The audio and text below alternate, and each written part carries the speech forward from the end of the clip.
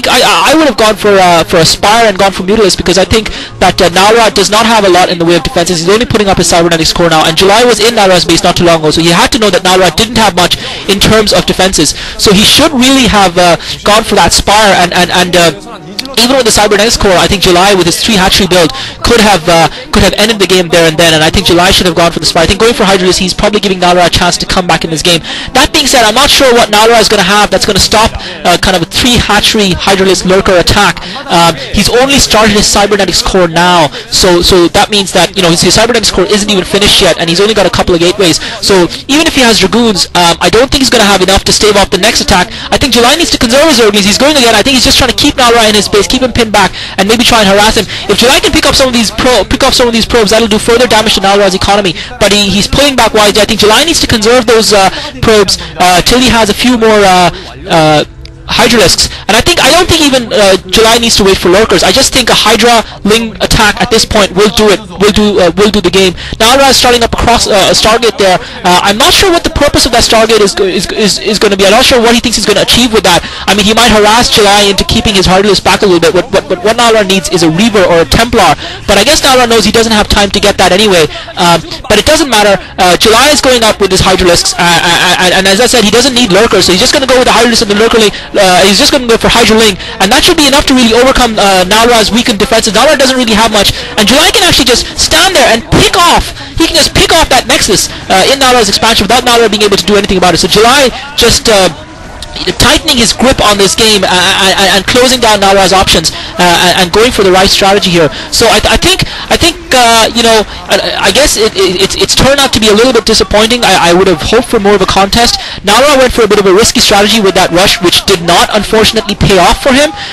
And just now Nalra tried to take out those Hydralisks to protect that cannon of his, but he's just ended up getting his Zealots surrounded and pincered between those Zerglings and those Hydralisks, and his Zealots are going to get killed. And actually he managed to kill off all the Zerglings, so he has managed to push Julyzerg back. But July's got his Hydralisk reinforcements coming on. July with some great micro, just picking off those Zealots one by one, trying to get up that ramp, and this looks like it's gonna be Kurtz. One of the cannons goes down, and July can just I mean, I'm not sure why Nalra is still playing. July is so far ahead, and there's nothing Nalra can do. He's just gonna keep pumping from 3 hatcheries those Hydralisks, and Nalra just cannot compete in terms of what he's going to produce. So he has put up a robotics facility, but I don't think that there's much he's going to do. Even with the Crossfire and Robotics facility, I don't see what he's going to achieve. He's just so far behind in that tech.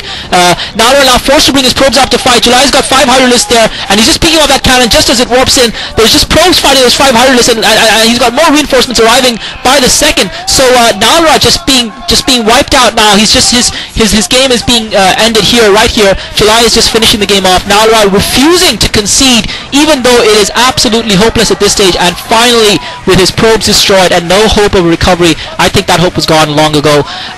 So that was, well, I mean, I won't really say it was a GG because, you know, in the end, Nalra never really had a chance. I think Nalra went for the riskier strategy of going for those, going for a rush with the 2 gateways, and then he never really rushed. And because of the fact that July built that spawning pool early, himself, he was able to have enough to counter Nalra's rush. And when he attacked with his own, Nalra did not position his Zealots well enough to stop the rush from July, and that is what has resulted in Nalra losing this game to Julyzerg. So the 2 key points, again, just to summarize again, the 2 key points were first Nalra's choice of rush, and also July's choice to build a spawning pool. The second was the fact that Nalra did not position those Zealots properly when July did attack with those Zerglings. He should have pulled them further back. I suppose he was trying to protect his Nexus and stop July from getting in, but July had too many Zerglings. So you've got to give credit to Julyzerg there for his game sense and for his anticipation, knowing that and going in for that Zergling attack. I mean, he could have not produced as many Zerglings and tried to tech up quicker and press home an economic advantage, but he took the bolder strategy and it paid off well for him. So I think I'm going to look forward to the second game between these guys, because I don't think it's going to be very one-sided. I think Nalra is going to bring a cold dish that we call revenge, and I'm going to be looking forward to that game. Hope you guys enjoyed watching that game. I did enjoy it a little bit, though not as much as I would have had it been more even a contest. This is Clazart. Thanks for listening. 정말 싸움 좋아하고 싸움에서 엄청난 이득을 볼 줄 아는 선수가 선택할 만한 그런 식의 공격적인 경기 운영으로 강민 선수의 무언가 운영이 나오기도 전에 끝내버렸네요. 네. 그러니까 어떤 선수는 각기 다른 장점과 장기를 갖고 있는데 그 장기와 장점이 나오기도 전에 끝내버리면 장기를 발휘하지 못하는 거 아니겠습니까? 그러니까 강민 선수의 꿈 같은 운영이 나오기 전에 박성준 선수의 어떤 꿈 같은 전투 능력으로 상대방에게 승리를 낚아채면 강민 선수는 운영을 보여줄 수가 없는 거죠. 네, 뭐, 이 16강에서 8강 가는 과정은 3전 2선수들 펼쳐지기 때문에 이 선수들 이야기들은 계속 다음 주까지 펼쳐질 예정이다. 이렇게 해서는 많은 관심을 가지고 바라고, 와, 야, 오늘 저가 다 이겼어요. 네. 예, 프로토스를 상대하고 그다음에 이제 테라를 상대하는 가운데 야, 저거 마재훈, 박태민, 박성준 뭐 한 번에 뭐 마재훈 선수는 좀 위기가 있었습니다만 박태민, 박성준 선수 특히나 SK텔레콤 T1팀의 저그 유저들이 아주 높은 기세를 보이면서 모조리 이겼다라는 거. 야, 이제 정말 이번 시즌에 기대해볼 만합니다. 자, 서지훈 강구현 선수 승리 거뒀고 마재훈 선수, 박태민, 박성준 말씀해주신 대로 이렇게 4명의 선수가 먼저 1승 B, D, E, F 조에서 1승씩을 기록하는 선수들이 되겠습니다. 예, 박성준 선수 쑥스러운 모양이에요.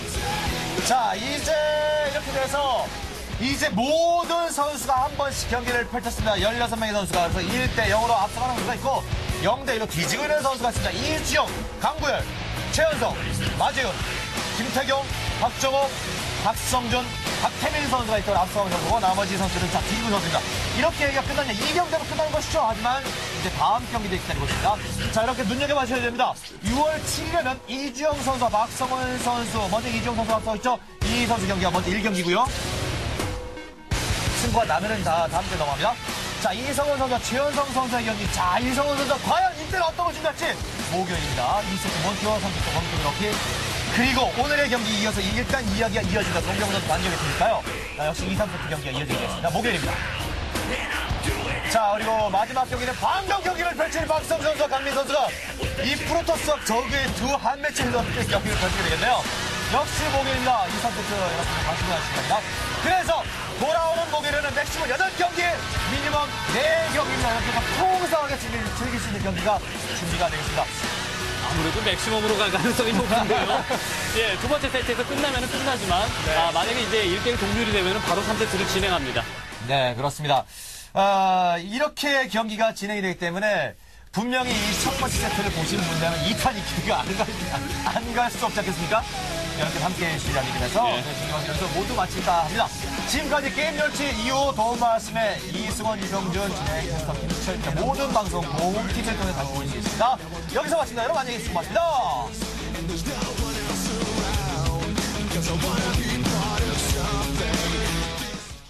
나머지 맵들에서는 좋은 전략 그리고 좀 멋진 경기 좀 보여드리고 싶어요.